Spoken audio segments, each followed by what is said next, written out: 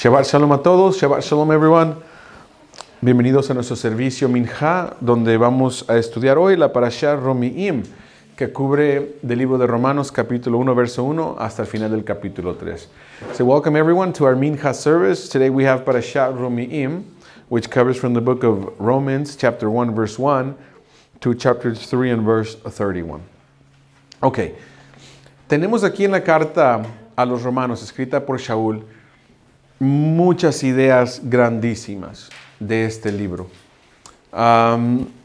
Y vamos a entrar mucho en detalles, pero sí me gustaría, si están tomando una nota del libro de Romanos, hay algo que posiblemente para mí es la idea central de este libro, que es que en el pasado, Adonai, el Eterno,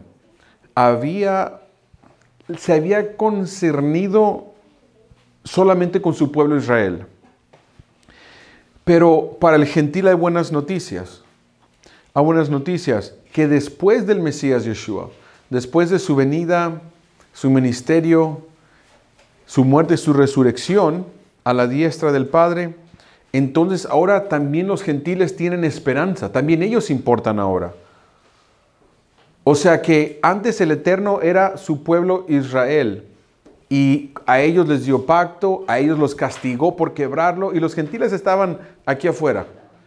Pero de repente les está explicando que el propósito de Yeshua es para cumplir aún la promesa dada a Abraham, que sería Av Hamon Goim, padre de multitud de naciones. Entonces, ahí está la idea central del libro. De una forma u otra se van a topar con esta idea. No de una forma u otra, en varias formas se van a topar con esta idea, que está el israelita que tuvo la atención exclusiva del Eterno y que ahora el gentil también entra y ahora ellos también tienen atención por el Eterno, pero en ninguna forma o en ningún tiempo el Eterno desechó completamente al primer pueblo de Israel. Simplemente se le abre la puerta también al gentil. Ok, esta es una idea base para entender esta epístola, como se le llama. Si en algún tiempo llegamos a pensar, ya sea del punto de vista judío, que el Eterno trata de una forma exclusiva con Israel y los gentiles siguen siendo un afterthought, como se dice en inglés, o sea que segundos ciudadanos de segunda clase, o el gentil que piense que el judío fue desechado y ahora el gentil por gracia vive, también se está malentendiendo. Las dos formas son malentendidas. Así que esa es la idea central de esta epístola, que en un tiempo sí, Israel fue el que llevaba la promesa, el que llevaba la atención del Eterno, aún los castigos, todo Israel, pero de repente ahora también el gentil, por la fe, puede entrar al mismo pueblo de Israel. Ok, esa es la idea central de la carta de Romanos, nos las vamos a topar por todos lados. Okay, before we take off here, I want to give you the central theme of the book of Romans. I'll think you run into it in every chapter in one shape or form. Okay, and what is the central theme? That in the past, from the point of view of Shaul, in his time period, in his past, way more past for us, Adonai concerned himself with the covenant at Sinai, with the Israelites. And to them he gave the Torah. To them he gave the promise of being a special people, his special nation. When they broke those rules, he punished them. He sent them the prophets. And in the current time of Shaul, after Yeshua, he tells them that through the birth of Yeshua, his ministry, his death, and his resurrection to the right hand of the Father, now the Gentile has a chance. It used to be only the Israelite. Now the door has been opened to the Gentile. So now the Gentile that believes in the Torah and wants to keep Torah, he will now fulfill through the Messiah the covenant given to Abraham, which was that he would be Av Hamon Goim in Hebrew, which means the father of a multitude of nations. So the Gentiles comprise a lot of nations. Therefore, when they keep Torah, they become sons of Abraham, and Abraham becomes the father of many nations through the Goim. Okay, so this is the central theme. Now, if at any point we misunderstand anything that he says, because sometimes Shaul is going to get into details where it appears he says something, but it can't break this idea that I just gave you. If it appears to say that the Jewish point of view is correct, where the Goyim are second-class citizens, that is wrong. And if it appears to say, and I should say the Goyim that believe in Torah, believe in Yeshua and keep Torah because of Yeshua, that they're second-class citizens, that is incorrect. And if you misunderstand it the other way, by thinking that now the Gentile nation, by believing in Yeshua, have replaced the Jewish nation, or the Israelite, the native-born Israelite, that is also a misunderstanding. So either way you go, it's a misunderstanding. The proper way is that through Yeshua, we can all become, therefore, one people. Ahora, para comprobar ese punto, yo pienso que uno, en esta parashá, para no ir a la otra parashá que les vamos a leer después en Romanos, pero en el capítulo 1 verso 16, está, yo pienso, una buena clave. So, to prove that point, I want to go to chapter 1, verse 16. And it says as follows, "For I am not ashamed of the good news, since it is God's powerful means of bringing salvation to everyone who keeps on trusting, to the Jew especially, but equally to the Gentile." Capítulo 1, verso 16 dice de esta forma, "Porque no me avergüenzo de las buenas nuevas, porque es el medio poderoso de Dios para poner la salvación al alcance de todo el mundo que sigue confiando, especialmente o primeramente al judío, pero igualmente, equitativamente, al gentil, a los gentiles." Y ahí está la idea, ¿verdad? Que los dos pueblos pueden escuchar las buenas nuevas de la salvación, de creer con todo el corazón. Ok. Sigamos, vamos a partir desde aquí al capítulo 1, verso 2, 3 y 4. Yo pienso que lo hemos tocado varias veces y he hecho referencia, pero ahora que hemos llegado aquí, lo voy a expandir un poquitito más porque yo pienso que es central a nosotros como mesiánicos, que entendamos esto. Okay, so we're going to read Book of Romans, chapter 1, verses 2, 3, and 4. I've explained this before in the past, but I think that it's a very central idea to our belief as Meshichim, as Messianics. So I want to explain this a little bit further today. It says as follows. God promised this good news in advance through the prophets in the Tanakh. It concerns his son. He is descended from David physically. He was powerfully demonstrated to be Son of God spiritually, set apart by his having been resurrected from the dead. He is Yeshua, the Messiah, our Lord. Okay, there's a couple key words there that I want to highlight. Okay, dice así. Dios prometió estas buenas nuevas por adelantado por medio de sus profetas en el Tanakh.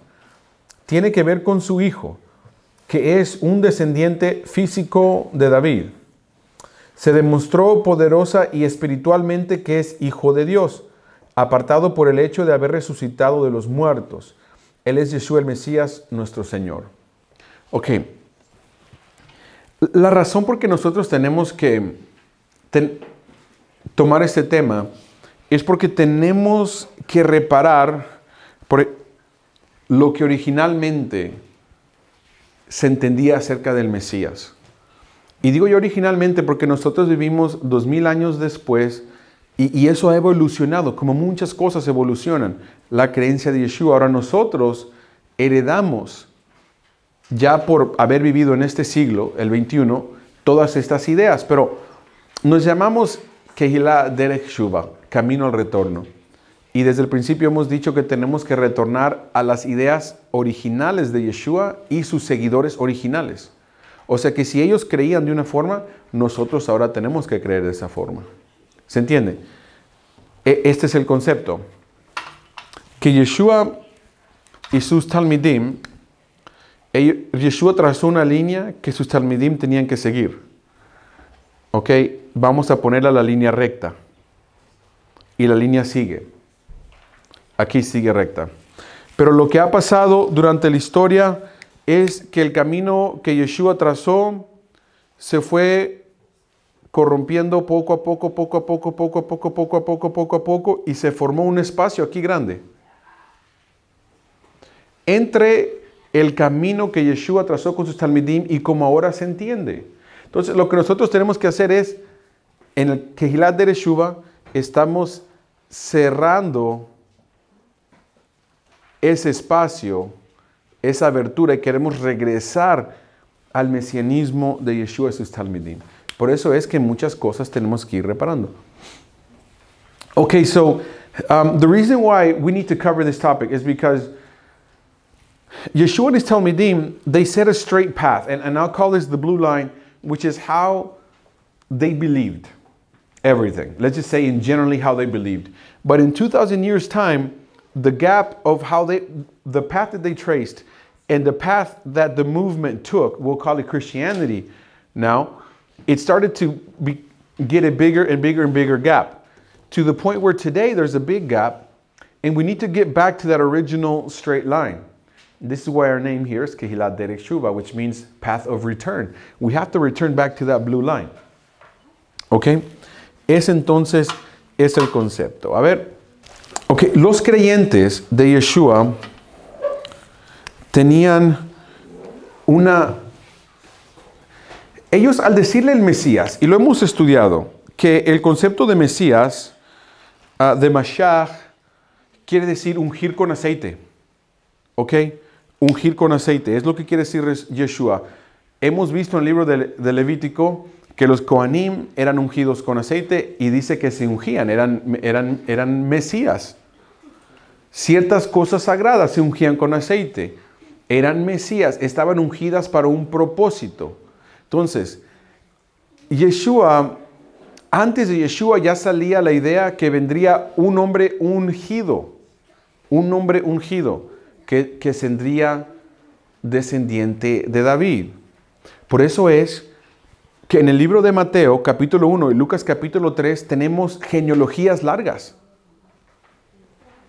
de cómo comprobar que Yeshua es un linaje de David. ¿Por qué? Porque así es la profecía, que el ungido sería el linaje de David. Si ese punto no fuera importante, no dieran las genealogías. Porque ¿qué importa? Es hijo de quien sea. No. Para calificar como el Mesías, tiene que ser linaje de David. Por eso es entonces que en Lucas y en Mateo se dan las genealogías. Y por eso es que aquí dice descendiente de David físicamente. Una vez más, para comprobar que califica para Mesías. Si no es descendiente de David, no califica para Mesías. Para el ungido, el hombre ungido. ¿Ok? Tenemos que entenderlo. So I'm going to write, vamos a escribir aquí, Yeshua. Vamos a poner linaje de David. So we have here Yeshua, seed of David, descendant of David. Okay. Yeshua has to be a descendant of David in order to qualify to be the Mashiach. Now, what does it mean in Hebrew to be Mashiach?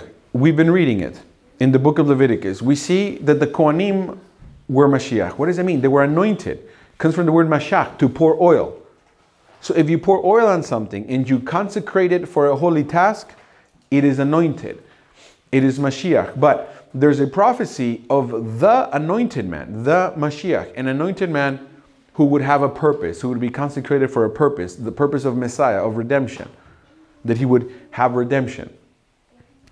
Okay, this is why in the book of Matthew chapter 1 and Luke chapter 3, we have long genealogies that trace Yeshua through Shlomo and through Nathan, both sons of David. Meaning that the original believers of Yeshua had to prove that Yeshua was a descendant physically of David. Okay? Of David. If he is not a descendant of David, he cannot qualify to be the Messiah. Because the Messiah prophetically was to be someone descendant from David. This is why Paul here says physically descendant from David. Again, proving this point. Descendant of David. Okay? Descendant of David. Ok, aquí se abre un punto y lo tenemos que hablar. Si Yeshua tenía que ser descendiente de David. Aquí es donde muchos dicen, ok, pues obvio, Joseph tenía que ser su padre, porque Joseph es del linaje de David. Bien interesante que en la parashá Hoy Tazria expandí un poco en este punto, se los puse en la mente, que la mujer puede dejar simiente. ¿Ok? Y les expliqué que cuando habla del concepto de linaje, no nada más es hombre, sino también la mujer. Lo vemos cuando dice cuando una mujer deje semilla, ¿verdad? Por eso dice Tazria, de ahí viene el nombre de la parashá. Muchos mesiánicos aquí se atoran un poco y por eso llegan a decir, bueno, Yeshua tiene que ser linaje de David, entonces Joseph de una forma u otra tiene que ser su padre. Ok. Nosotros aquí, ¿verdad? Creemos en la narrativa.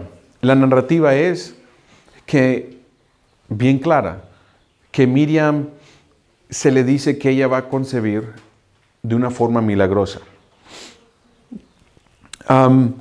Entonces, para no entrar tanto a ese tema, entonces nosotros creemos que Joseph no es el padre físico de Yeshua, ¿verdad? No es el padre físico de Yeshua, sino que hay una concepción milagrosa. Pero les voy a decir por qué eso no cambia mucho. Eso no cambia mucho, pero voy a llegar ahí. Nada más espérenme un poco. Okay, so I want to just say it head on. There are a lot of messianic movements believe that Yeshua, if he had to be a physical descendant of David, then Joseph must be his father. Had to be his father. And what Matthew says, for example, that the angel appears to Miriam, that's wrong somehow. That's not there. We here choose to believe the narrative, that there was a miraculous birth, that it was through the Holy Spirit, through the Ruach HaKodesh, that Miriam conceived. But that's not such a crazy idea, because in this parashat Tazria, we went into a little bit of the concept of Zera and how that applies even to the woman. The woman can have seed. And I explained how a woman can have offspring. And we saw it in Genesis 3. I gave you the reference. We talked about Rivka a little bit. Okay, so it's not, according to the Torah, it's not a very crazy thing to say that Yeshua was a descendant of David through his mother. Through his mother. Because the woman can also have seed, according to the Torah. So, but his miraculous conception is not really the point. I think there's something definitely more important, and we'll get to it. But we'll have to continue. Okay, pero sí quiero poner esto aquí. Linaje de David, pero aquí con una estrellita. Pero Joseph no es su padre físico. El segundo punto que dice aquí, ok, se demostró poderosa y espiritualmente que es hijo de Dios. Okay.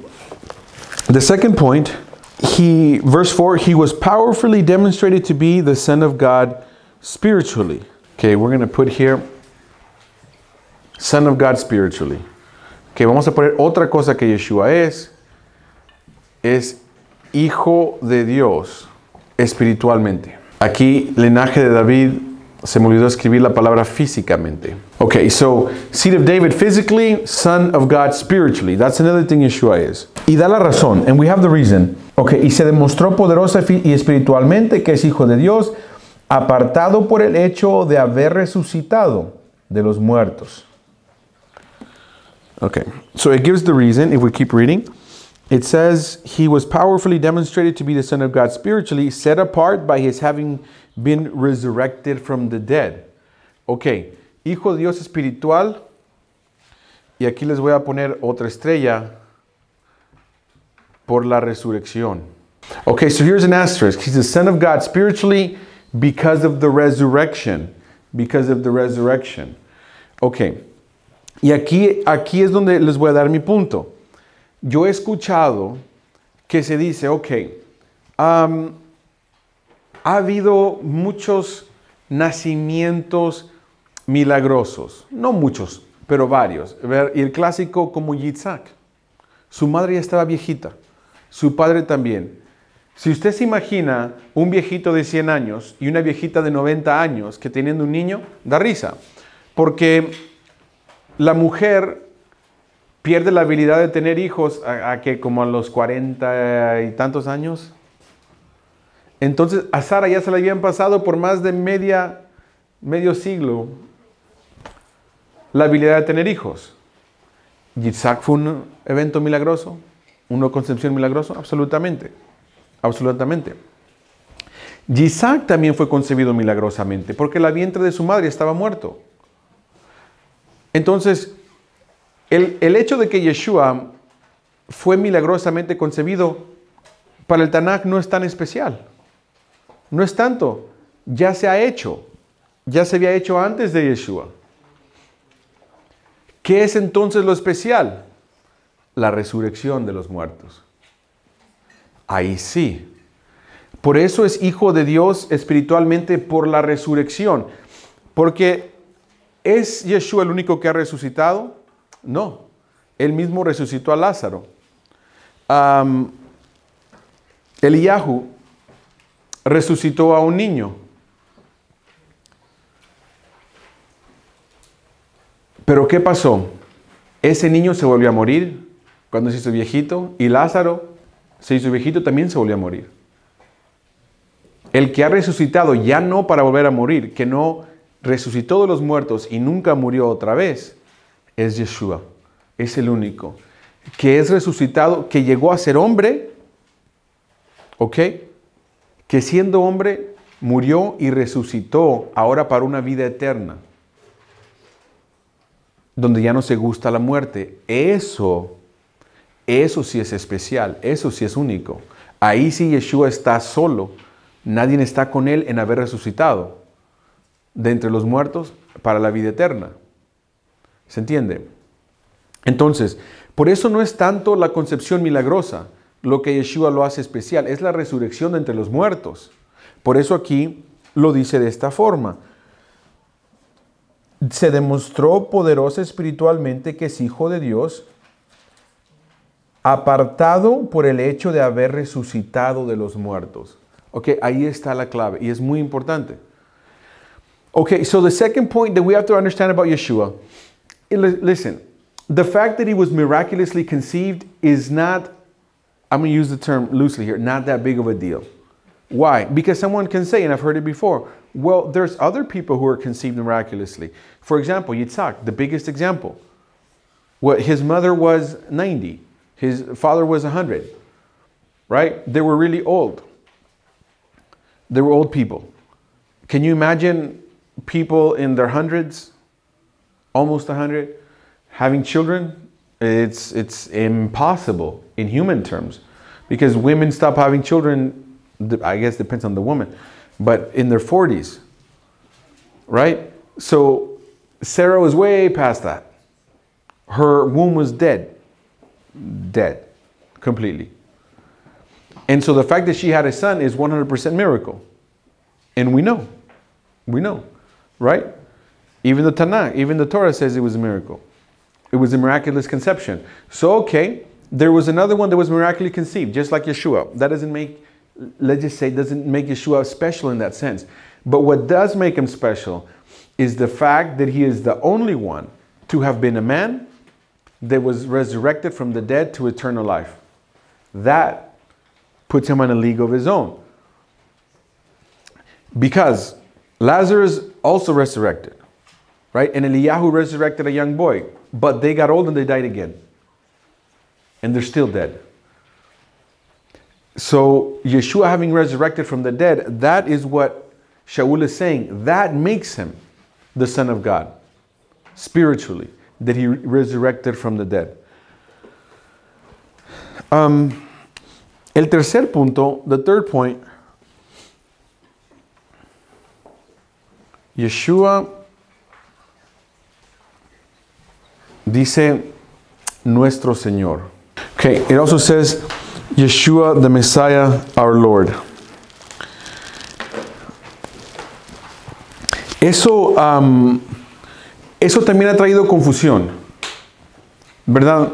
¿Cómo es que nosotros podemos mirar a Yeshua como Adón? como Señor.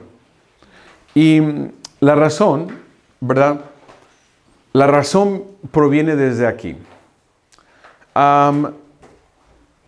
Se ha entendido de esta forma el Shema aún, ¿verdad?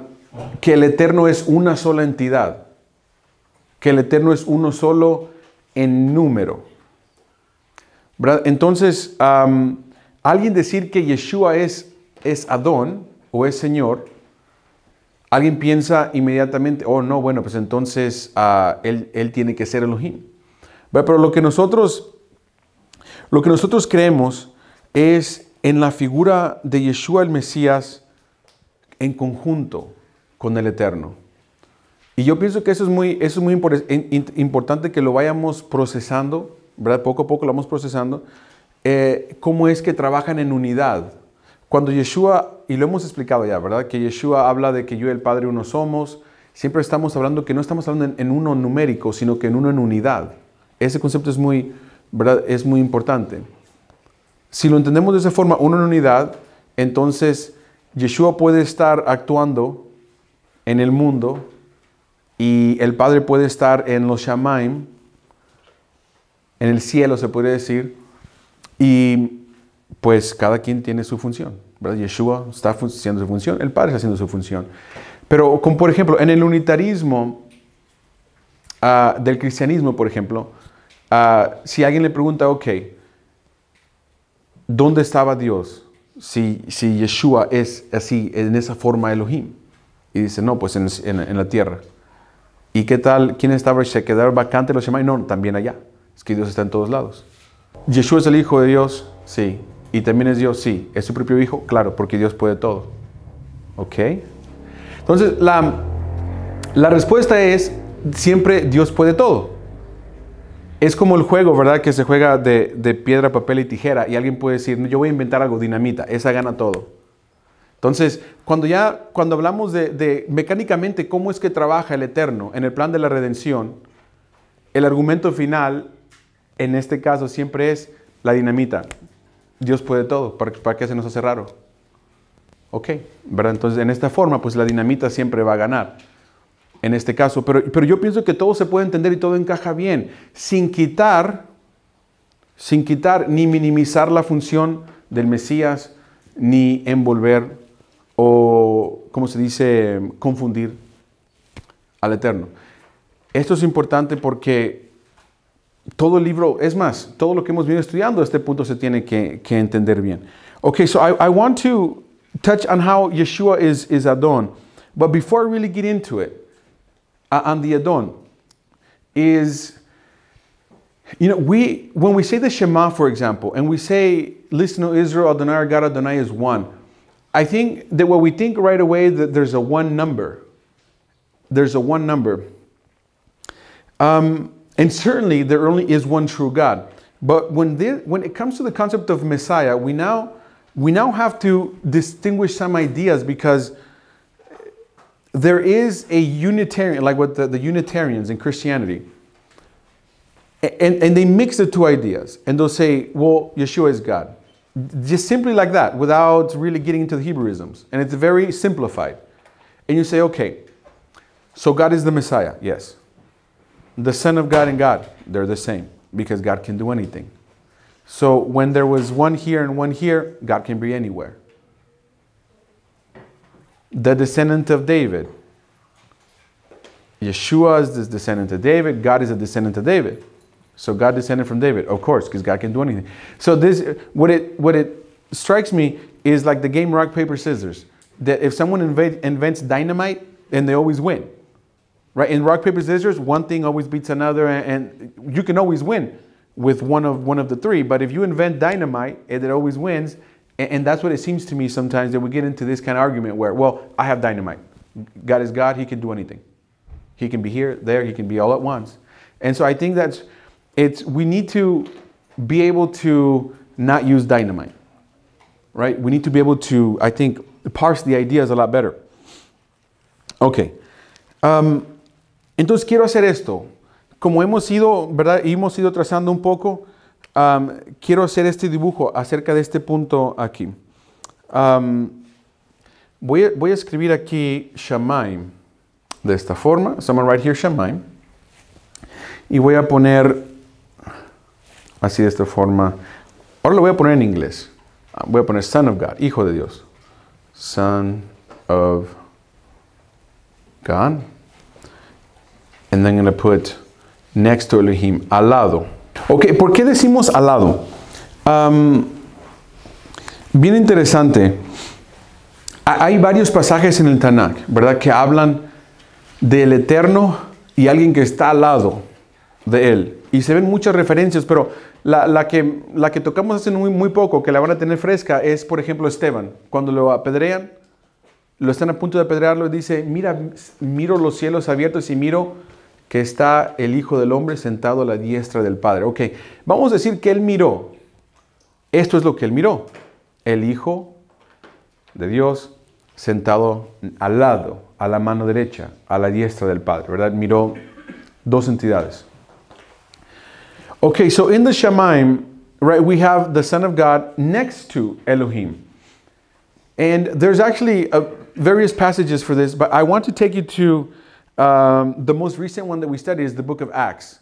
In the story of Stephen, when he says that he saw the heavens open and he saw the Son of Man sitting next to Elohim. Right, sitting next to Elohim. Este es el Yeshua resucitado. Okay? El Yeshua resucitado. So here we have the resurrected Yeshua. And I'm going to put here resurrected. La palabra resurrected es muy importante. El resucitado. Pero luego vamos a poner aquí Eretz. Vamos a ir en la tierra.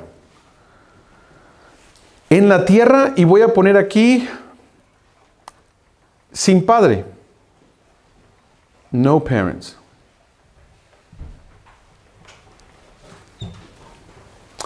En la tierra sin padre, y voy a poner aquí el Malach Jehová.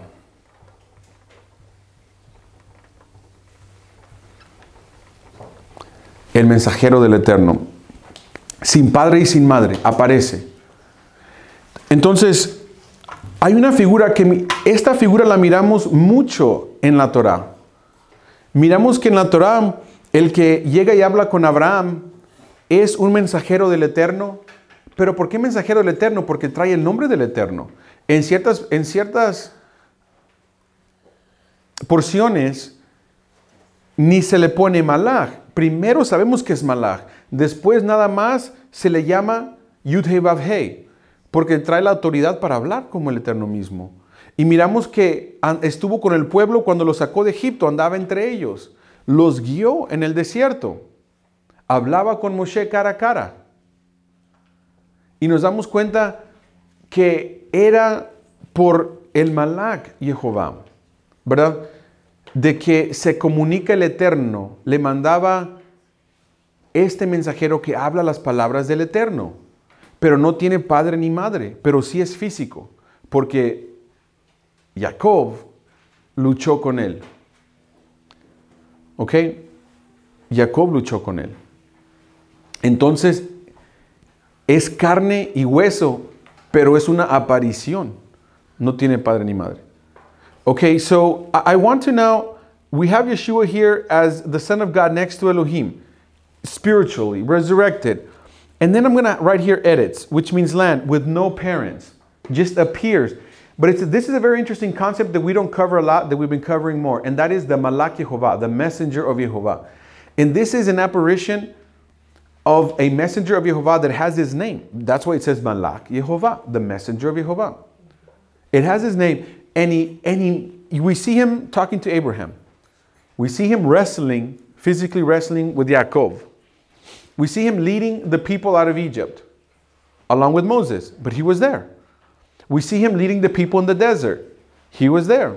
We see him speaking to Moshe face to face. But he wasn't born. He just appeared. 1 minute he's not there, 1 minute he's there. Ok, y les quiero poner otra vez, voy a escribir otra vez Eretz. Y ahora, con padres. Mínimo con madre, pero voy a poner padres. Y vamos a poner aquí, bueno, estoy en inglés, ¿verdad? Okay, so I'm in English. Okay, so I'm going to write edits again, but this time I'm going to write parents, or at least one parent, the mother. And I'm going to write here, son of man. And I'm going to put, how should I put it? I'm going to put Yeshua, and I'm going to put Mashiach. Ok, puse aquí, una vez más en la tierra, pero esta vez nacido. El proceso humano, aún saliendo del vientre de una mujer. Ya no una aparición que ahorita está, mañana no está, y tiene poderes supernaturales, porque el Malach Jehová los tenía. Ahora de una forma humana, nacida aún de mujer, y ahora hijo de hombre. Y se le llama ese título, hijo de hombre. Y ahora tiene nombre. Este nombre quiere decir algo aquí en la tierra. Yeshua, el Eterno salva. Yeshua, el Eterno salva. Es una palabra, es un nombre compuesto. Hijo de hombre, el Eterno salva, y la función del Mesías. Otra vez, Mesías que tenía que ser, regresamos al punto número 1, descendiente de David. Descendiente de David. La razón por que expongo estos tres puntos y estas tres, vamos a decirlo, estados de Yeshua aquí, es porque la introducción de Romanos me ha gustado, porque parece que ellos no habían confundido este punto, ¿verdad? Nosotros 2000 años después ponemos todo esto en un taco y nos lo comemos, y así mucha gente lo hace, ¿verdad? Se va todo de un solo y se mastica todo la misma cosa. Pero cuando Shaul da esa introducción, te deja pensando, y nosotros que hemos ido siguiendo esta línea de pensamiento, entonces tenemos que saber diferenciar entre cuál Yeshua se está hablando. Y porque a veces habla del Hijo de Dios, a veces Hijo de hombre. ¿Cuál es el concepto de traer el nombre del Eterno? ¿Qué tal la profecía que el Eterno mandaría a un profeta como Moshe, que hablaría palabras en su nombre? Y ya hemos visto ese concepto del Malach Jehová. Entonces, estos son conceptos que no los podemos todos tirar en una licuadora y mezclarlos todos, porque eso entonces causa confusión. Entonces, poco a poco tenemos que ir mirando las etapas. En esta etapa de los Shamaim, Yeshua y el Malach Jehová es una entidad que existía desde antes de la fundación del mundo. Y ya lo he explicado, que la figura de Yeshua, o sea, el mensajero del Eterno que carga su nombre, eso ha existido desde la fundación del mundo. Ahora, Yeshua tuvo una fecha que nació, hijo de hombre. Él tuvo una fecha en la cual él nació, una fecha en la cual murió y una fecha en la cual resucitó. Hablando en términos humanos de este mundo. En esta forma. Pero es este mensajero que ha existido por siempre, que el Eterno lo ha usado en todas las historias de la Tanaj. Bueno, no en todas, en varias. Y también lo usa para la redención de la humanidad en la forma de Yeshua, Dios salva. ¿Ok? Es como nosotros, yo pienso, lo interpretamos, yo pienso la mejor manera de interpretarlo. ¿Ok? Ir separando las formas en la cual el Eterno, que es invisible, que es espíritu, se manifiesta con su creación. Él nos creó y Él manifiesta. No son mis palabras, yo no las invento. Miramos desde la Torá el concepto del Malach Jehová. Mal traducido el ángel de Jehová, porque no me gusta la palabra ángel. Mensajero es lo correcto en hebreo, el mensajero de Jehová. No cualquier mensajero, el que trae su nombre, el que trae Yud Hei Vav Hei. Eso es un concepto muy interesante, porque en Deuteronomio 18 nos dice que cuando el profeta que yo mandare, que hablare las palabras, dice en mi nombre. Eso nos debe decir, a ver, es el Malach Jehová, es un agente divino. Simplemente que aquí como hijo de hombre, ya nació de mujer. ¿Ok? Y son las tres formas de entender a Yeshua sin confundirlas. Porque a veces se va a estar hablando de Yeshua resucitado a la diestra del Padre, Espíritu, eterno, a este punto ya. Y Señor, como el Malach Jehová, es nuestro Señor. Y es nuestro Salvador porque vino a llevar a cabo lo que su mismo nombre quiere decir, Yeshua. ¿Verdad? Ok, entonces, miren, no todo se tiene que entender hoy, pero yo pienso que mínimo tenemos que identificar esto que Pablo lo explica aquí. Yo pienso que es muy importante que nosotros vayamos mínimo pensando en estas categorías. ¿Ok? Si lo hacemos, yo les puedo garantizar que la Torah va a tener más sentido, las profecías van a tener más sentido y todo lo que leemos va a tener más sentido. ¿Ok? Si lo empezamos a procesar de esta forma. Okay, that was a very long explanation. So let me see if I can hit all the points. The reason why I choose to put it, to write this here on the board, is because 2,000 years after Yeshua, we have a big deviation. But as we get back, we start to run into some problems if we believe in Yeshua the way it is traditionally taught about him. So here's what we can identify. And in the book of Romans, Shaul gives us a very clear distinction between the 1, 2, and 3 here. Okay?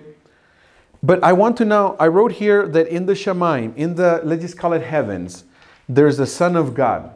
And we have Yeshua as the Son of God sitting next to Elohim. And this is his resurrected form. I have resurrected. Okay? His resurrected form. His eternal form now. That we can think of Yeshua that way. And certainly, of course, it's a valid interpretation. But now I want you to follow this idea that we've touched before.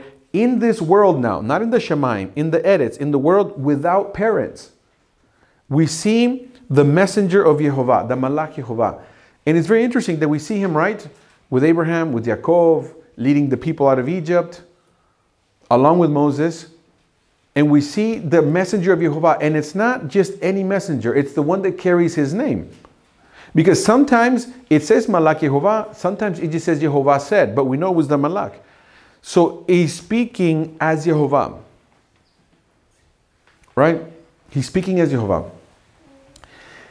Now, Adonai or Yehovah only needs a name in this world, which that is his name, and we are supposed to refer to him as such. But in the beginning, it doesn't give us his name right away. It just says, in the beginning, Elohim created all things. Bereshit bara Elohim. In the beginning, Elohim created all things. Then we get introduced to the name later. And we also get introduced to a messenger that carries his name.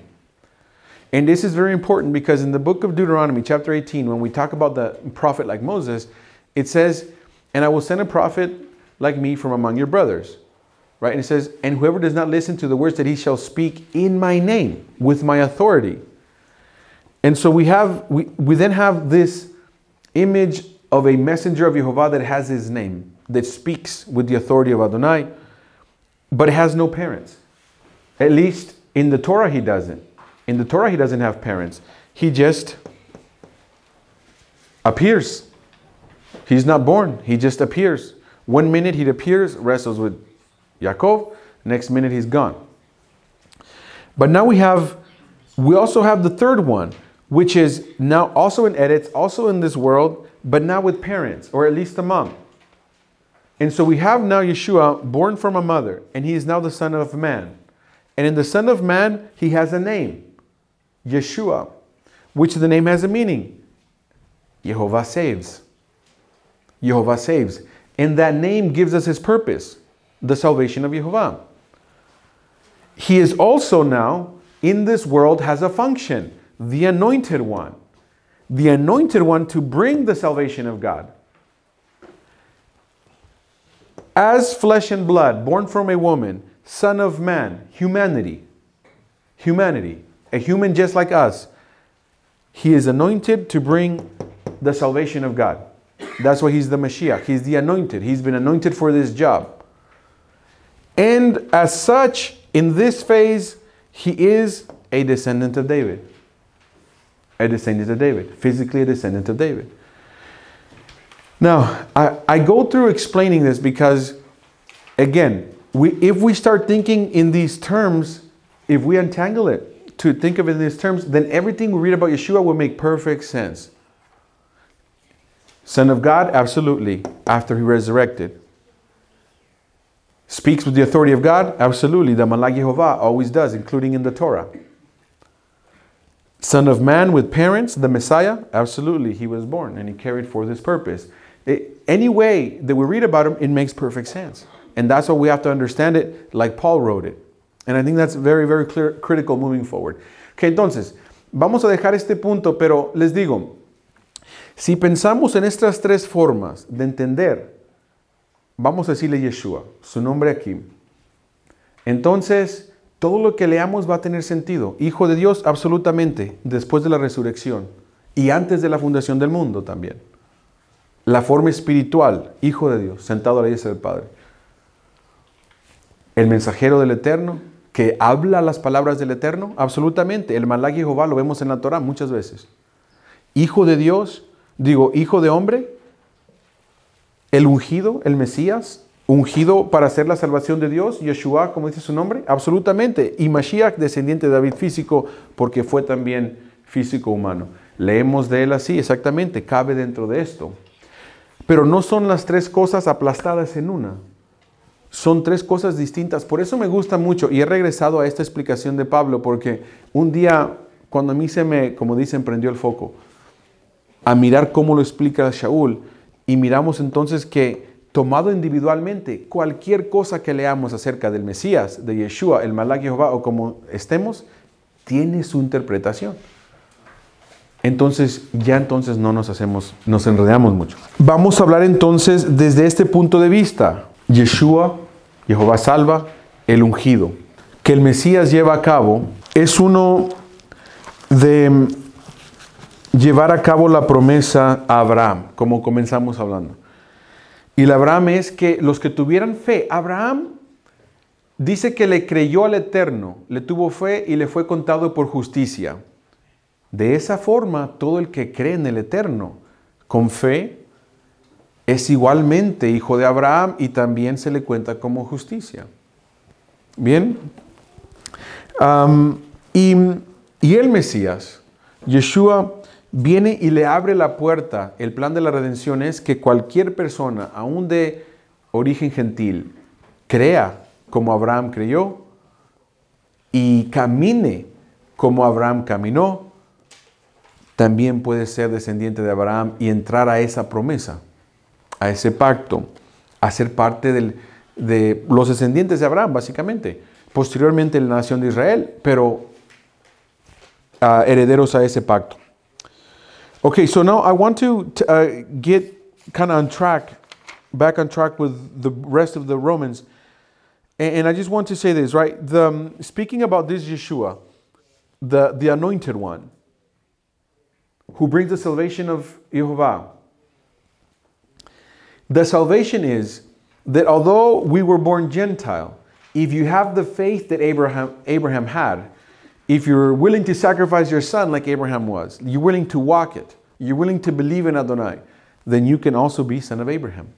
You can also be part of the special people, which later on became Israel. So that's what we would say, Israelites. En el capítulo 1 dice cómo el mundo ha llegado a una depravación aún en su tiempo. Y el pueblo de Israel llegó a un punto de depravación. En el verso, por ejemplo, 26 dice que mujeres se empiezan a tener relaciones sexuales con otras mujeres, hombres tienen pasión por otros hombres, homosexualismo.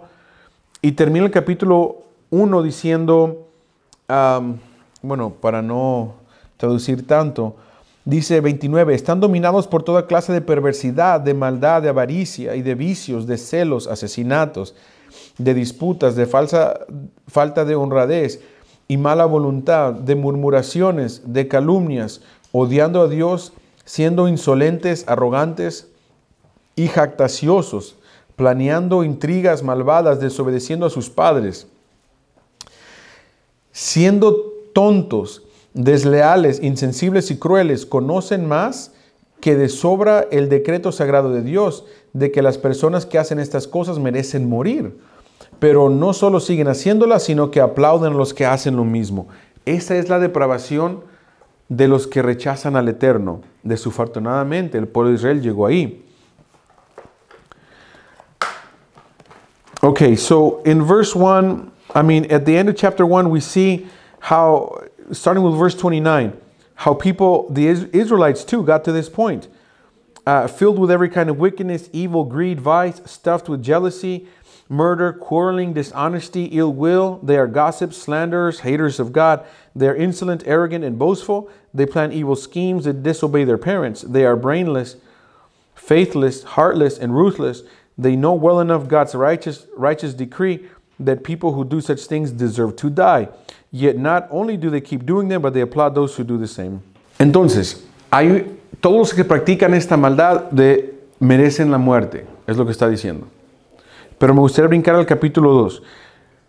Y vamos a comenzar en el verso, es que casi me gustaría leerlo todo. Vamos a brincar al 9 nada más. Okay, so everyone that does these things deserves to die. I want to jump down to chapter 2, verse 9. It says, yes, he will pay back misery and anguish to every human being who does evil, to the Jew first, then to the Gentile. But glory and honor and shalom to everyone who keeps doing what is good, for the Jew first, then to the Gentile. For God does not show favoritism. 2:9 dice de esta forma, sí, Él devolverá el pago con miseria y angustia a todo ser humano que hace el mal, primero al judío y después al gentil, pero gloria y honor y shalom a todo aquel que continúe haciendo lo que es bueno, primero al judío y después al gentil, porque Dios no muestra que hace que las personas sean justas, porque Dios no muestra favoritismos. Ok, entonces miren, la humanidad se corrompe, siempre se ha corrompido, pero siempre hay justos. El punto es que cuando dice aquí Shaul que el Eterno le va a pagar con mal a los malvados y con bien a los buenos, pero dice, con el judío primero, después al gentil. O sea, que Él también va a castigar a su propio pueblo, porque Él no tiene favoritismos. Es como les digo yo de esta forma, bien fácil se entiende. Si yo le digo a los niños, incluidos los dos míos, no se suban a la escalera, y los miro que todos andan jugando en la escalera, incluyendo los míos, les voy a decir, ok, les voy a dar un castigo a todos, primero a los míos, y después a los hijos de los demás, porque todos desobedecieron. Porque no enseño favoritismo. Si yo enseñara favoritismo, diría, ok, voy a castigar a todos los que se subieron a la escalera, menos a los míos, porque son hijos míos, y yo los quiero más. Eso sería enseñar favoritismo. Pero el Eterno dice, no enseña favoritismo. A los que practican maldades, los judíos, que son su pueblo, a ellos primero los va a castigar, por conocer la Torah y todavía hacerlo. Primero. Y es igual, el mismo ejemplo. Si mis hijos desobedecen y yo soy su padre, a ellos primero voy a castigar, porque ellos son mis hijos. Los tengo que castigar primero, como ejemplo, y después también a los demás. Si hago lo opuesto, entonces estoy enseñando favoritismo. Si castigo a los míos primero, entonces no estoy enseñando favoritismo. Y es lo que está pasando. Esta idea también es importante. Por eso cuando habla que el judío ha pasado por ciertas cosas, es porque el Eterno no enseña favoritismo. A ellos los tiene entonces que castigar primeramente cuando se han portado mal. Y lo ha hecho. Okay. So we read about the Jew first, then to the Gentile. Because Adonai does not show favoritism. What does this mean? It means that everyone who practices all of these evil things, including the Jews who know the Torah, who know better, they know that all of those evil things that we read in chapter 1, those deserve death. How do they know? Because they have the Torah. The Jews have the Torah. But he doesn't show favoritism, so he punishes them first. I'll give you the example as a parent.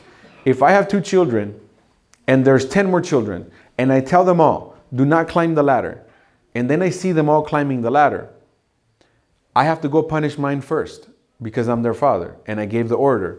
If they disobeyed, I punish them first. But if I say, no, I can't punish my own children. I love them. Look how cute they are, even when they disobey. But I punish all the other kids. Then I'm showing favoritism to my kids. But Adonai does not act that way. Adonai does not show favoritism. He will punish the Jew first, then the Gentile. He will also reward the Jew first, then the Gentile. Right? He doesn't show favoritism. If they need a spank, he gives them a spank. If they earn a reward, he gives them a reward. But he doesn't show favoritism. He doesn't give them what they don't deserve, one way or the other. Verse 12. All who have sinned outside the framework of Torah will die outside the framework of Torah. And all who have sinned within the framework of Torah will be judged by the Torah. Ok, también el verso 12. Quiero dar un poco de explicación ahí. 2:12. Todos los que han pecado fuera de la estructura de la Torah morirán fuera de la estructura de la Torah. Y todos los que han pecado dentro de la estructura de la Torah serán juzgados por la Torah. Verso 13. So verse 13 also. For it is not merely the hearers of Torah whom God considers righteous. Rather, it is the doers of what Torah says who will be made righteous in God's sight.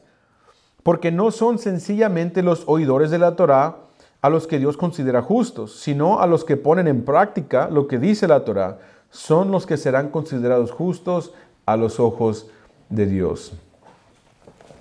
Ok, aquí, hablando del pueblo gentil y el pueblo judío, el que no conoció Torah va a ser juzgado fuera de la Torah. Y el que vivió con Torah va a ser juzgado con Torah. Ok, es un punto muy importante, ¿verdad? Porque nosotros no podemos condenar a las personas que no conocemos. Es malo juzgar, ¿verdad? Entonces, si alguien me dice a mí, Rol, le tengo una pregunta. Yo tengo ¿verdad? Mi tío, no sé, José. Se murió, tenía 95 años, pero era buena persona, él ayudaba al prójimo. Nadie nunca le dijeron que él era un ratero. ¿Qué va a pasar el día del juicio? No sé, ¿verdad? El Eterno lo va a juzgar conforme él se merece, justo juicio. El Eterno va a ser justo en su juicio. Yo no puedo decir que esa persona va a ser condenada, ni tampoco puedo decir que van a ser los más, con el más galardón más grande en los cielos. No sé, de una forma a la otra. ¿Verdad? Yo no me atrevo a entrar ahí. Les digo porque algunos dirían, no aceptó a Yeshua, nunca hizo inversión en el nombre de Yeshua o ciertas cosas, infierno. ¿Verdad? Y entonces uno no podría decir eso, ¿verdad? Porque alguien no puede ser juzgado basado en algo que no conocían, ¿verdad? Basado en algo que no conocían. Esa es la ventaja del judío, que ha conocido. Y en su tiempo, aun cuando Shaul escribe, ellos tienen las leyes del Eterno, y es un gran privilegio. Porque el que es juzgado, el que se ha esforzado a guardar Torah y la ha guardado bien, se merece una buena recompensa. Porque es más esfuerzo guardar Torah. ¿Ok? Y es lo que más o menos dice el verso 13. Que no son los que escuchan Torah, sino los que la hacen, los que la practican. Ok, ese es otro punto grandísimo. Y nosotros que venimos aquí, es un punto que nos pega a todos, ¿verdad? Lo he dicho muchas veces. La Torah te tiene que cambiar. La Torah te tiene que cambiar. Es la única forma que sabes que la Torah es efectiva. Y lo he dicho muchas veces. Si alguien nació enojón, siempre que usted le dice a alguien que es enojón, por ejemplo, tenga shalom, no sea tan enojón, dice, yo así nací.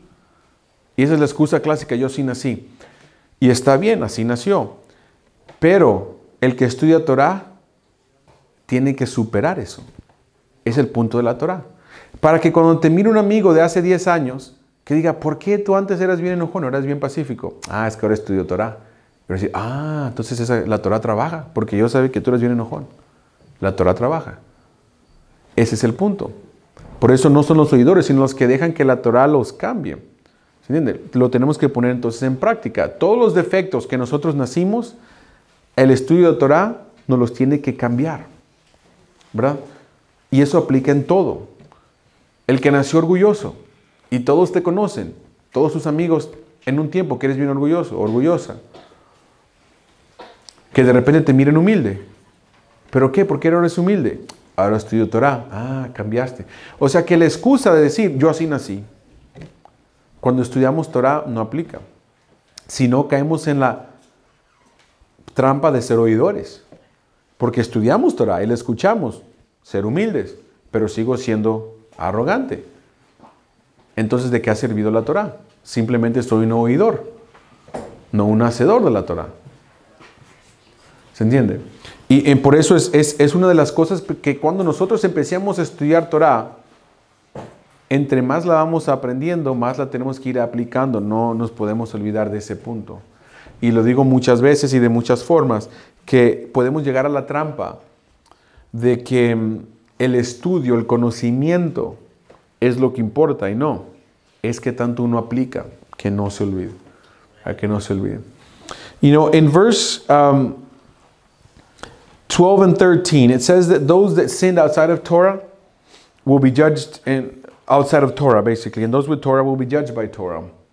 This is why I don't cross a line of guessing or even attempting to guess what happens to people that die who didn't keep Torah. Because someone can ask me, hey, I have an Uncle John. He died 89 years old, was a great guy. Everyone loved him. He used to help his neighbor. He was a very honest person. And he never studied Torah, though. He never kept Shabbat. He used to eat bacon for breakfast, every day bacon. What's going to happen to Uncle John? I don't know. Did he even know bacon was wrong? So they will be judged, right? Outside of the framework of Torah. But those of us that keep Torah will be judged by Torah. And this is where verse 13 comes in. Now that we study Torah, we cannot be mere hearers of Torah. We have to put it to practice. So this verse 13 applies to us 100% as we study Torah. Why? Because in order for the Torah to be effective, you have to see a change. Okay, what does it mean? So for example, if you were born, you're always, you fight with everyone, always arguing, fighting, no shalom, always fighting. You see someone, hey, what's going on now? Oh, well, that person said something, so I told them back. Okay, still. And it happens again and again. What's going on now? Well, that person said something and I told them back something. Okay, always lack of shalom. So the point is that if you were born very combative person, studying Torah should change that. You should not be a combative person. To the point where if an old friend runs into you and they say, hey, you're different now. You say, oh, well, I study Torah now. Oh, okay, then the Torah works. Right? If you were born very proud, and we read all the time, the Torah says we have to be humble. And you're a proud person. And you study Torah for 10 years, why are you still a proud person? That's something you should have been working on. You just can't hear not to be proud. You can't just hear you have to be humble. You have to work on it. And that's how you know the Torah works. And that's why it's not the ones that come to listen to Torah that are justified before Adonai, it's those who put it to practice. And this is the point that hits us all square, right in the face. Why? Because we wake up every morning.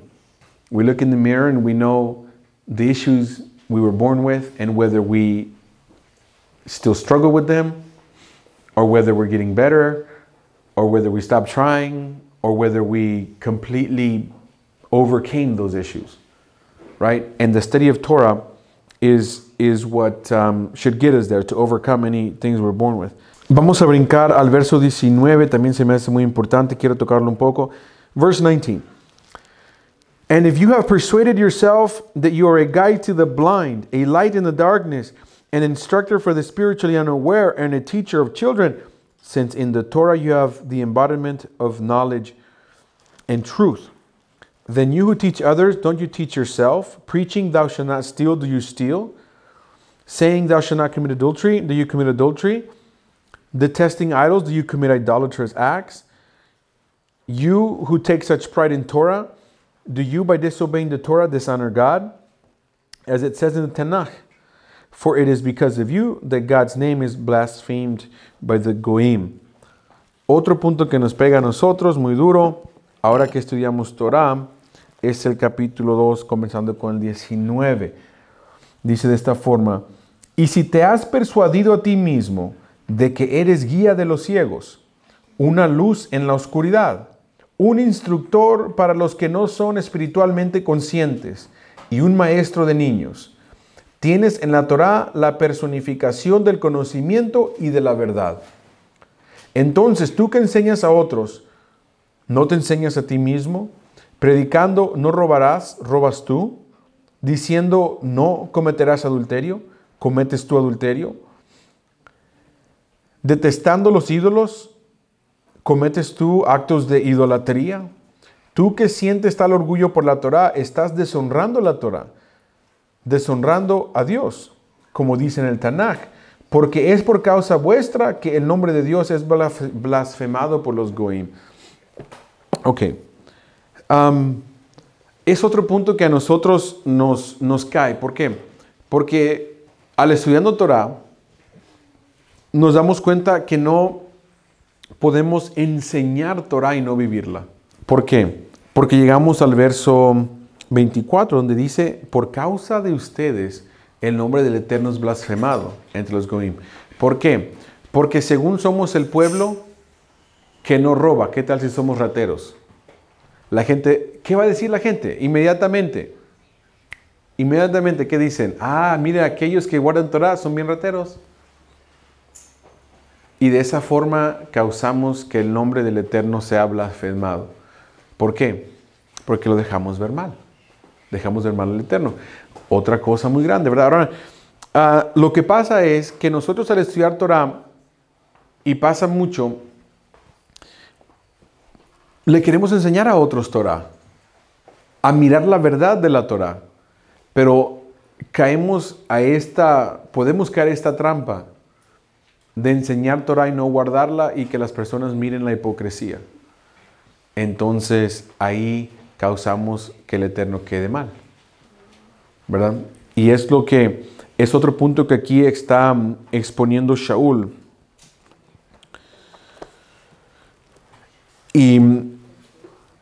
Y por eso encaja el final del capítulo 2. Okay, so what happens when we learn the Torah and we're the light to the darkness, and the more we study it, the more we teach it, and we should. But we can fall into this trap of preaching one thing and doing another, and that's a problem. This is why it says, and because of you, God's name is blasphemed by the goyim. Meaning that if we teach people not to steal, like it says here, and people find out that we're thieves, then they're going to say, oh, come on. See, that's how people that keep Torah, that's how they are. They're all thieves. They're hypocrites. And that's how we make Adonai look bad. Ok, entonces llegamos al punto 28. Vamos a dar otro brinco para que el 28. So let's jump now to verse 28. For the real Jew is not merely Jewish outwardly. True circumcision is not external and physical. On the contrary, the real Jew is one inwardly, and true circumcision is of the heart, spiritual, not literal, so that his praise comes not from other people, but from God.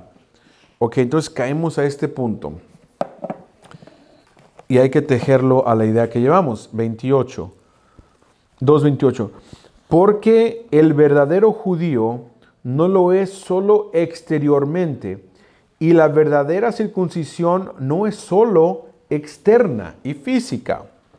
Por lo contrario, el verdadero judío es el que lo es interiormente, y la verdadera circuncisión es la del corazón, espiritual, no literal, de modo que su alabanza proceda no de otras personas, sino de Dios. Ok, ¿qué está diciendo aquí? Lo que está diciendo es que la circuncisión que importa es la del corazón. ¿Por qué? Bien obvio. Porque ¿sabían ustedes que hay muchos hombres que se circuncidan físicamente porque les salen muchas infecciones? Y el doctor le dice, tú te tienes que circuncidar. Ok, se circuncidan. Pero si esa persona era, ¿verdad?, un mentiroso, idólatra, adulterio y todas esas cosas, ahora fue y se circuncidó, pero sigue siendo como era antes, ¿de qué le sirvió que en la carne esté circuncidado? Nada. Pero ¿qué pasa de una persona que escucha de la Torá y no está circuncidado, pero empieza a guardarla? porque en su corazón sabe que lo tiene que hacer. Su corazón se circuncidó. Y porque el corazón está circuncidado, da buenos frutos. Entonces miramos que la circuncisión que tiene efecto, la circuncisión que tiene efecto es la del corazón. Esa es la que se demuestra en las acciones que hacemos, que somos circuncidados de corazón. ¿Dónde entra la circuncisión de la carne? Ya es la señal que somos hijos de Abraham, descendientes de Abraham. Porque el Eterno nos dijo que es la marca que tendrían sus descendientes. Entonces, la circuncisión del corazón es lo importante, es lo que nos causa que cambiemos. Abraham hizo un pacto con el Eterno cuando todavía era incircunciso.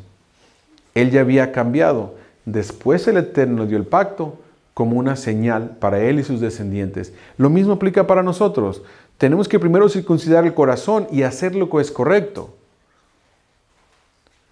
Después nos circuncidamos para tener la marca de ser descendiente de Abraham, el pacto que se le dio a Abraham. Pero si no lo pensamos de esa forma, el mero acto de circuncisión de la carne en forma no cambia nada.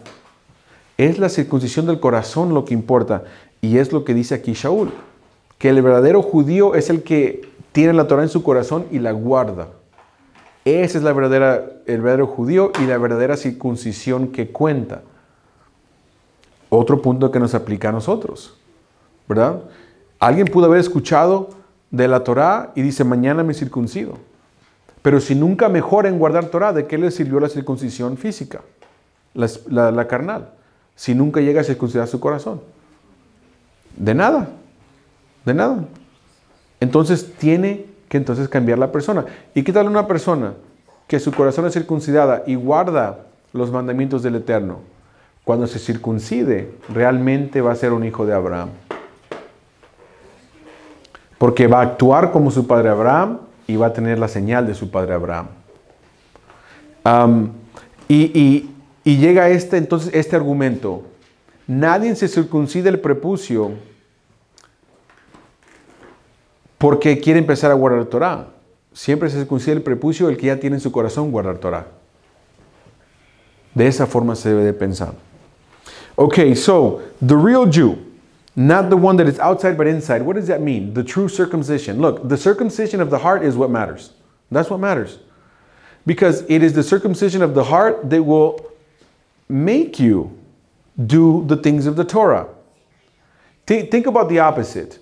There's men who get circumcised because of medical reasons, right? You get a lot of infections and the doctor can say, you need to get circumcised.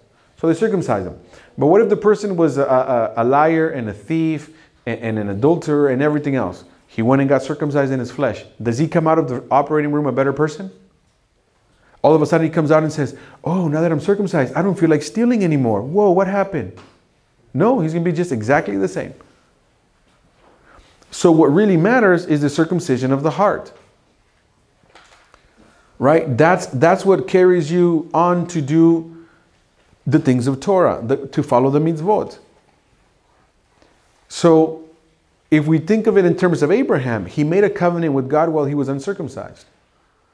And after he made the covenant, Adonai tells him to get circumcised as a sign that him and his descendants forever, right, would have that sign of circumcision. And the same with us. First, we have to circumcise our heart and want to keep Torah. Follow the mitzvot, to love the mitzvot. Later on, we get circumcised to be sons of Abraham. To have the same sign that Abraham was given. To follow that commandment. But it doesn't work the other way. The circumcision of the flesh, if it's merely flesh, doesn't mean anything. Because a man can get circumcised just because he used to get infections. Didn't change anything, the fact that he got circumcised.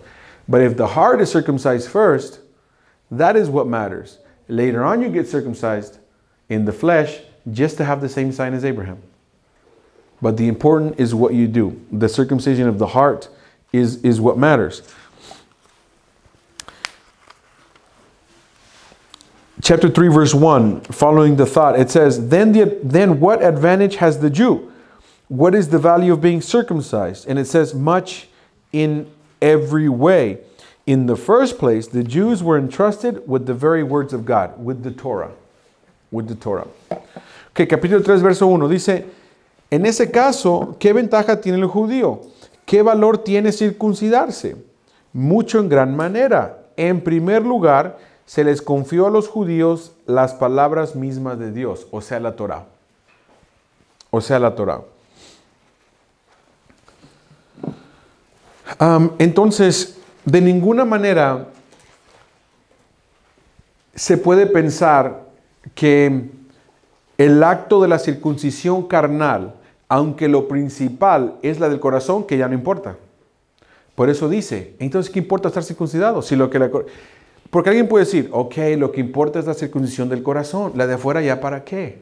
Esa ya no importa, ¿verdad? Porque acabas de decir que uno que agarra infecciones se circuncida por afuera, pero no quiere decir nada. Entonces ya no tiene valor, solamente el corazón ahora. Tampoco, ¿verdad? Tampoco. Dice, ¿en qué, cómo lo pone?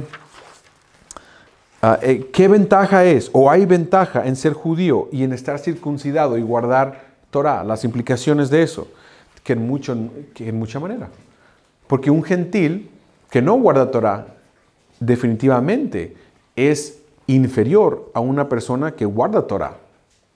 Es un pueblo especial. Porque el que guarda Torah y está circuncidado es pueblo de Dios. Es Am Israel. Y definitivamente, dice el Eterno, es mejor que un gentil. El que guarda Torah. No estamos hablando del que es judío por afuera y no guarda Torah. No, pues entonces no hay ventaja. Pero el que sí guarda Torah es parte del pueblo de Dios. Es un pueblo especial. Y aplica lo que dice el Eterno, que es mi pueblo especial y las demás naciones no importan mucho. Los que rechazan al Eterno. ¿Ok? Entonces sí hay ventaja. Sí hay ventaja. Y la circuncisión física tampoco se puede descartar, ¿verdad? Sí tiene su importancia también. Aunque en contexto aquí, cuando habla de circuncisión, ya no está hablando meramente de la circuncisión, sino los que se llaman circuncisión, o sea, los que guardan y practican Torah. ¿Ok? Ya más en contexto. Okay, so in chapter 3, it says, what is the value of being circumcised? And it says there's a lot of value. Why? Because the circumcised person who keeps Torah is definitely better than a Gentile, without a doubt. Because it puts you here, God's special people. Gentiles, they reject God. Idol worshippers, they're down here. But if you keep Torah with all your heart, and you follow the way of the circumcision, i.e. keeping Torah. In the context here, when it says circumcision, it's talking about people who keep Torah. So if you're circumcised, you keep Torah, and you also have the physical circumcision, you're better, absolutely better. Adonai sees you as more, higher, special people. Common people, special people. You're definitely higher. And it is an advantage. And it says because the people that got circumcised in the desert, the Israelites, they got the Torah, they got the words of God. Right? So it gives us some proof there. Ok, tenemos que leer el 24 entonces, porque encajamos una vez más a Yeshua, donde comenzamos. So we have to jump to 24 because we get back to Yeshua here. By God's grace, without earning it, all are granted the status of being considered righteous before Him, through the act of redeeming us from our enslavement to sin that was accomplished by the Messiah Yeshua. 25. God put Yeshua forward as the kapara for sin through His faithfulness, in respect to His bloody sacrificial death. This vindicated God's righteousness because in His forbearance He had passed over the sins people had committed in the past. Ok, capítulo 3, verso 24, dice, por la gracia de Dios y sin habernosla ganado, a todos se les concede el ser considerados justos ante Él por medio del acto que nos redime de estar esclavizados al pecado, que fue realizado por el Mesías Yeshua. Dios puso a Yeshua como el capará por el pecado por medio de su fidelidad mediante su muerte sacrificial y sangrienta. Esto vindicó la justicia de Dios porque en su clemencia pasó por alto, sin castigo ni sin remisión, los pecados que el pueblo había cometido en el pasado. Ok, ¿de qué nos redime Yeshua? Y aquí está bien interesante. De nuestra esclavitud al pecado. De nuestra esclavitud al pecado. Porque acuérdese que está haciendo la distinción entre el pueblo que nace judío. Porque un judío que nace, él está hablando en contexto de su tiempo. Él como un judío, por ejemplo, nació en el octavo día. Circuncidado en el octavo día. Y se le fue instruyendo Torah. Se supone que alguien que se instruye Torah desde pequeño nunca va a ser esclavo al pecado. Si nace judío y se le enseña Torah. Conversamente, al otro lado está un niño que nace gentil. Creyendo se le enseña que hay muchos dioses. Se le enseña que es correcto cometer fornicación. ¿Por qué? Porque los griegos en su tiempo iban a los templos y había prostitutas santas. Y cometían los hombres fornicación con ellas y era todo normal. Entonces, un gentil puede crecer ahí, ¿no? Y es esclavo al pecado, esa es su vida, nadie le enseñó. Pero cuando escucha acerca de Yeshua y que Él es el Mesías de Israel, ¿qué tiene que hacer Israel? Guardar Torah.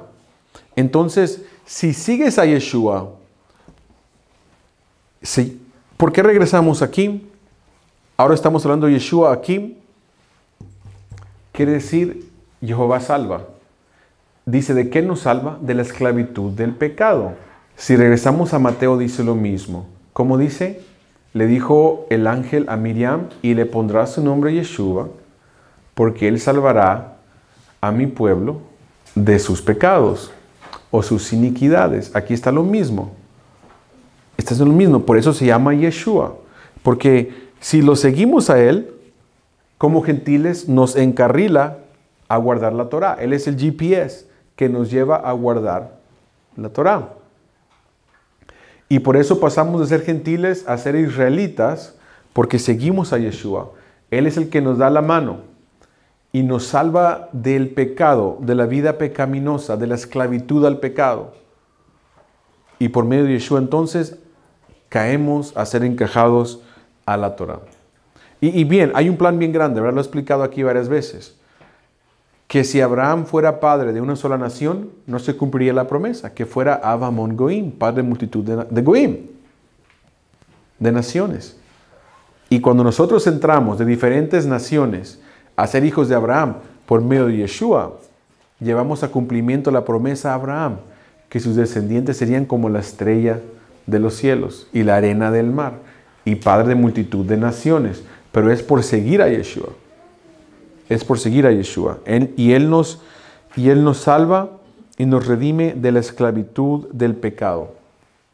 Y nos perdona los pecados antiguos, como dice aquí, porque Él es la capará. Aquí ponen capará, Él es lo que cubre. Y cuando escuchamos capará, recordamos que Kippur, Yom Kippurim, el día de las expiaciones, cuando se perdonaba el pecado de rebelión. Entonces, Él cubre, capará, estilo Yom Kippur, cuando se perdona todo. O sea que Yeshua tiene el poder aquí de traer el perdón de estos pecados del pasado, como dice aquí en el verso 25, los pecados del pasado. Pero bien interesante que mecánicamente, y les digo que si lo entendemos esto de esta forma, tiene todo sentido. ¿Por qué? Porque en el libro de Hebreos, yo también lo he dicho muchas veces, ¿verdad? El libro de Hebreos, cuando ya explica más cómo es que Yeshua perdona pecados, habla exactamente de este punto, similar a Yom Kippur. Y ahora brincamos aquí a Yeshua, resucitado, Hijo de Dios, a su diestra, y no solo como a su diestra, sino con la figura de Cohen Hagadol. Y cómo es que Él puede entrar a la presencia del Padre y expiar por los pecados eternamente y para siempre una sola vez. O sea que Él puede entrar a la presencia del Padre ahora, y ya que no hay Kohanim para el perdón de pecados, ahora Yeshua aquí, Hijo de Dios, sentado al lado de Él, por eso nos dice que puede entrar a la presencia del Padre a expiar por nuestros pecados, como un Cohen conforme el orden de Melquisedec. Ya estamos hablando de Yeshua aquí. ¿Se entienden? Entonces, les digo que entonces todo lo que se ha escrito de Yeshua puede caber ya sea aquí, aquí o aquí. Bien, ahora, aquí nada más nos habla que es capará, que cubre los pecados y nos redime de una vida pecaminosa. Todo el libro de Hebreos ya lo explica de esta forma y nos dice mecánicamente cómo. Cómo es que Él actúa como Cohen y ofrece su mismo sacrificio que hizo una vez aquí para expiar por pecados, ¿verdad? En el tabernáculo celestial, no en el hecho por hombre, manos de hombre. Así lo explica. Okay, so Yeshua redeems us from our enslavement to sin. That is what He saves us from. He saves us from death because sin goes to death. And think of it this way. If a child is born keeping Torah, let's say that someone here has a son. They get pregnant, they have a son. Right? Someone gets married, they have a son. 9 months later. And they're circumcised on the 8th day, and they're brought to the synagogue every Shabbat, and they're taught Torah since they're babies. You would expect that baby never to be a slave to sin. Why would he? He was raised keeping Torah, just like the Jew in this case. Right? Should never be a slave to sin. Now, on the other hand, if a child is born to a pagan couple who sends their baby, they teach them there's many gods. Like the Hindus. Thousands of gods. So he grows up worshiping gods. He's an idol worshiper. And like in the ancient times, they go to the temple with the temple prostitutes and commit fornication with them. Well, that's fine in their culture. But they're a slave to sin then, to sinfulness. That Gentile, needs Yeshua to bring them in, to forgive the sins they have committed, and to bring them into the nation of Israel, to keep Torah. And that is what Yeshua did for us. He took us out. But now we think of Yeshua in this level. Yeshua, the Son of Man, who has a name. Yeshua. And the name means Yehovah saves. Saves from what? Go back to the book of Matthew. When the angel tells Miriam, his mother, you shall call his name Yeshua because he will save my people from their sins. Again, saving from the sinfulness, saving from the sins. That's why his name is Yeshua. So here now Yeshua has a purpose. And he saves us from the sinfulness. And now when we keep Torah, we shouldn't be slave to sins anymore. We should be Torah keepers now. We should be okay. We should be at the level Adonai requires of holiness. Right? So he forgives people. Now, it says here, it uses the Hebrew word kapara. It says God put Yeshua forward as the kapara, as the covering. But when we say kapara, it should remind you of what? Yom Kippur, Yom HaKippurim. Because that is the day that the sins were covered. Forgiven. They were covered over. And it only gives us one sentence, but it makes a really long explanation in a different book, in the book of Hebrews. In the book of Hebrews, it actually explains how this happens. It now jumps to Yeshua in level 1 here, and it talks about how he's the Son of God and he's next to God. And because he's in the presence of God, he can act in the heavenly tabernacle. Right? He's next to God in the heavenly tabernacle. He can come in the presence of God as the Kohen HaGadol according to the order of Melchizedek. And now he can offer atonement for the sins of people. But now we're talking Yeshua level Shamayim. Right? And this is where this actually happens. In the book of Hebrews, it goes through all that explanation. Which is why we roughly started here. Because I think anytime again that we read anything about Yeshua or the Messiah, it should fit into one of these. We should be able to understand it either here, here, or here. And then it makes perfect sense. Ok, un punto más se tiene que leer, 28. Hay tantos buenos puntos. Vamos a leer 28. Let's read verse 28. Therefore, we hold the view that a person comes to be considered righteous by God. Okay, comes to be considered righteous on the ground of trusting, which has nothing to do with legalistic observance of Torah commands. Aquí entra otra idea que no nos podemos brincar en el libro de Romanos. Capítulo 3, verso que leímos 28. Lo encuentro en español. Dice, por lo tanto, llegamos a la conclusión de que una persona es considerada justa por Dios sobre la base de creer, que nada tiene que ver con la observancia legalista. Y ahí está un ojo, observancia legalista de los mandamientos de la Torah.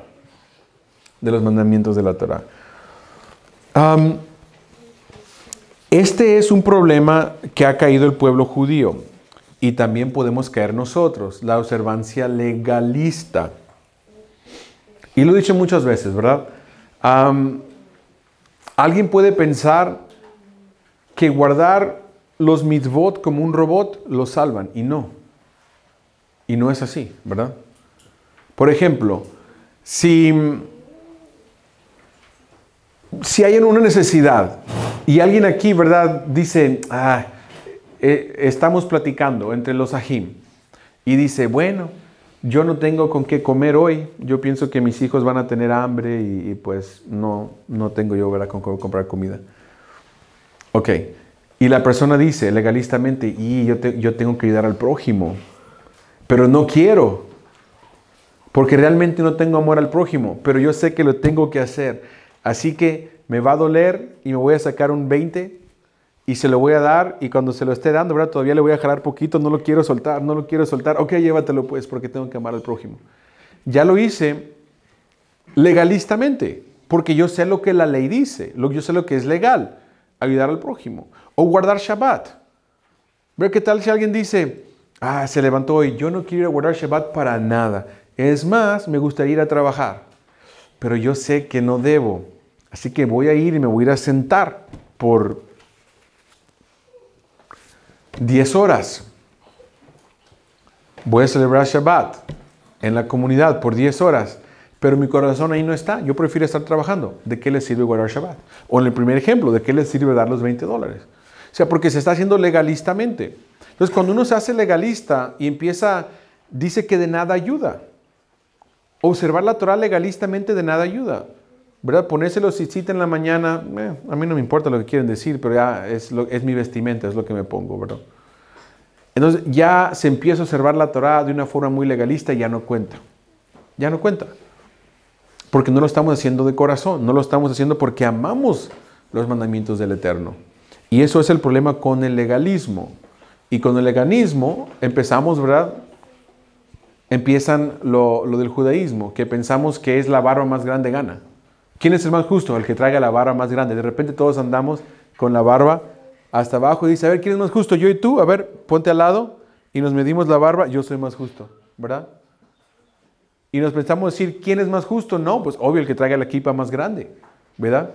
Y llega alguien, de repente vamos a andar como los luchadores de el máscara sagrada, o como le decían ese que mi kipa es tan grande que hasta le puse ojos y me la bajé hasta abajo. Yo soy más justo, ¿verdad? ¿Quién es más justo? De los tzitzit más largo. Entre más largos mejor, ¿verdad? Y luego vamos a andar todos arrastrando hilos de 10 pies porque, el más justo es el más largo. Entonces, el legalismo entonces lleva a ese extremo. Lleva a ese extremo de pensar que el mero hecho de hacer las cosas sin entenderle el significado, sin hacerlo porque amamos al Eterno. Entonces, cuando guardamos la Torah legalistamente no quiere decir nada. Pero no quiere decir nada. Y es el otro punto, que el judío cayó ahí y nosotros podemos caer ahí también. Y tenemos que tener mucho cuidado por eso. Okay, being righteous by trusting that has nothing to do with legalistic observance. I just want to say this about the legalistic part. And that is that anytime we keep Torah legalistically, we have a problem. That's what I always call a check engine light. If you follow the commandments just because, well, I know I should, but I don't really want to, that's the wrong attitude, right? So if you hear that someone has a need, someone says, well, I don't have any money, I don't know how I'm going to buy food tomorrow. We're all going to just be hungry at my house. And you think, well, Torah says I should love the neighbor, but man, I don't want to, right? So you say, well, I know this is the right thing to do, so I'll give you $20, right? But you hold on to it and you don't want to let go because inside you want to keep it, but you know the Torah says you have to. So you go, oh, okay, fine, take it, right? And keeping Shabbat, every commandment can be that way. And say keeping Shabbat, maybe you would rather work. And you say, well, I know I should keep Shabbat, so I'm just going to go and sit down for 10 hours, but I hate keeping Shabbat. Right? I'd rather be home, or I'd rather be working. Then that's a problem. You're starting to keep the commandment legalistically. And so legalism always gets you in trouble. When your heart is not in it, it always gets you in trouble because you lose sight of what matters. That's how you get into arguments that who's more holy? The one with the longest beard, right? And then everyone is competing who has the longest beard. That's the holiest. Or who has the biggest kippah, right? So everyone starts getting a bigger kippah, now bigger, bigger, bigger. So all of a sudden, it's a full face mask. Right? Or the CTO, they're the longest. And so we start to just concentrate on legalistic, just very legalism and thinking that the longest tzitzit wins. And that's not the point. And then verse 31, and then that's the last verse. I won't go past that, I promise. That's where we'll end. Chapter 3, verse 31. I do want to read it. It's also very important. Does it follow that we abolish Torah by trusting? Heaven forbid. On the contrary, we confirm Torah. And we have to... Ok. Lo voy a leer primero. Dice 3:31. ¿Significa eso que abolimos la Torah cuando creemos? De ninguna manera. Todo lo contrario, confirmamos la Torah. O sea que el creer, el tener fe en Yeshua, no contradice nada la observancia de la Torah. El problema es que hoy en día, en el tiempo de Shaul no había ni cristianos, había judíos y había paganos. No podemos pensar que cuando dice ciertas cosas de la Torah, que los paganos aún las guardaban. Hoy en día ha salido el cristianismo, que creen en Yeshua y creen en ciertos mandamientos, no todos, y piensan que esto les aplica, pero no había ni cristianismo en ese tiempo. O ya sea eras pagano, y es lo que es gentil, pues un gentil pagano, o ya sea judío. Hoy en día existe un cristianismo que dice, no, nosotros estamos más o menos en el medio, pero no, ¿verdad? Y tenemos fe y ya no guardamos Torah. No somos igual de mal que los del mundo, que los paganos, pero tampoco guardamos la Torah como los judíos. Estamos a medias. Ese punto medio no existía en el tiempo de Shaul. Él está hablando, ya sea eres aquí, judío, guardas Torah, ¿verdad? O debes, o eres aquí, gentil. Entonces, no nos podemos confundir. Hoy hay una confusión porque hay un punto medio, el cristianismo, que está a medias. No son del todo gentiles, tampoco del todo guardan Torah, ¿verdad? Pero tenemos que pensar en los términos antiguos, que había nada más dos pueblos. O eras gentil, o eras judío. Entonces, el tener fe en Yeshua en ninguna forma invalida el guardar Torah. El guardar Torah. Como hoy se ha llegado a ese punto medio, que invalidan parte de la Torah por creer. Pero ya se ha malinterpretado lo que dice Shaul, ¿verdad? Pero no había ni eso. Entonces, no es mutuamente exclusivo. No es como que alguien te dice, escoge. Te podemos dar un plátano o una manzana. Escoge uno. No, puedes escoger las dos. Puedo tener fe en Yeshua y puedo guardar Torah también. O sea, puedo tomar la manzana y el plátano. No solamente es una cosa o la otra. Las dos no son mutuamente exclusivas. No es una por otra. Las dos es lo importante. Pero no podemos malinterpretar. So I do want to finish with this point that do we abolish Torah by trusting, by faith? It can also say. If we have faith in Yeshua, it in no way invalidates the Torah. And I want you to think in the time period of Shaul. There was Jews and there was Gentiles, pagans, complete pagans. There was no halfway point. Today we can get confused because there's a halfway point called Christianity where they say, well, we're not as bad as the Gentiles, but we don't really keep all the Torah either. Just some of them, some of the commandments. But there was no such middle point. You were one or the other. So having emunah, believing in Yeshua, didn't bring you halfway. It should bring you all the way to keeping Torah. There's no such thing as a halfway point. So what it's saying is they're not mutually exclusive. It's not like you can have faith or keep Torah. One or the other, pick one. No, they're not mutually exclusive. You can have both. You can have Yeshua, you can have faith in Yeshua, and you can keep Torah. And you can keep Torah. And in that way, that's the right thing. That is what presents as the right thing. But we in no way abolish Torah, and any other understanding outside of that would be incorrect. Because although Shaul talks against the legalism observance of the Torah, even though he talks about being circumcised only in the flesh but not of the heart, and all of these things, never does he talk against the circumcision of the Torah or against the Torah itself.